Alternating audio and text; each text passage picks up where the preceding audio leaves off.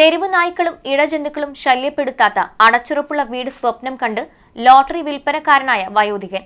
ചക്കംകണ്ടം കായൽ തീരത്ത് ടാർപോളിൻ ഷീറ്റിൽ വലിച്ചുകെട്ടി അതിനകത്ത് അന്തിയിറങ്ങുന്ന 65-കാരനായ കൊങ്കണ്ടത്ത് സൂര്യനാണ് വീടെന്ന സ്വപ്നം യാഥാർത്ഥ്യമാക്കുന്നതും കാത്ത് കഴിയുന്നത്.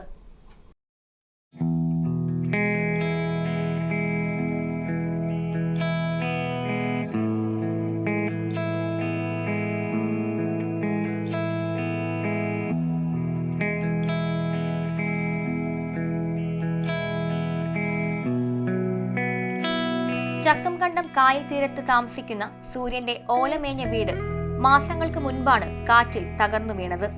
പിന്നീട് അറ്റകുറ്റപ്പണികൾ നടത്താനോ വീട് പണിയുന്നതിനോ കഴിഞ്ഞില്ല. ആകെയുള്ള 6 സെന്റ് ഭൂമിയിൽ ടാർപോളിൻ ഷീറ്റ് വലിച്ചുകെട്ടി പഴന്തുണികൾ കൊണ്ട് വശങ്ങൾ മറച്ചാണ് ഇപ്പോൾ സൂര്യൻ കഴിയുന്നത്. രാത്രികാലങ്ങളിൽ തെരുവു നായ്ക്കളുടെയും കുറുക്കന്മാരുടെയും ശല്യമുണ്ടെന്ന് സൂര്യൻ പറഞ്ഞു.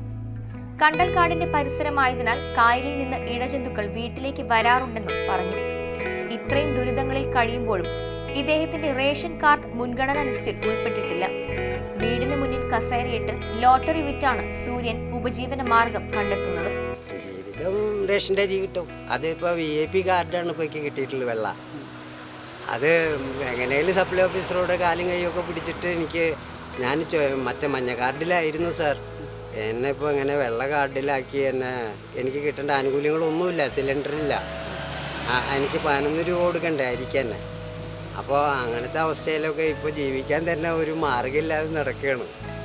ഈ ലോട്ടറി വിൽപ്പനയാണ് ആകെ ഇപ്പോൾ ഒരു ആശ്രയമായിട്ടിരിക്കുന്നത് എനിക്ക്. അതുകൊണ്ട് ഇനി എത്ര വയ്യാച്ചെങ്കിലും ഞാൻ ഈ 60 വിൽക്കും ദിവസവും. അപ്പോൾ എൻ്റെ ജീവിതം സുരക്ഷയാണ്.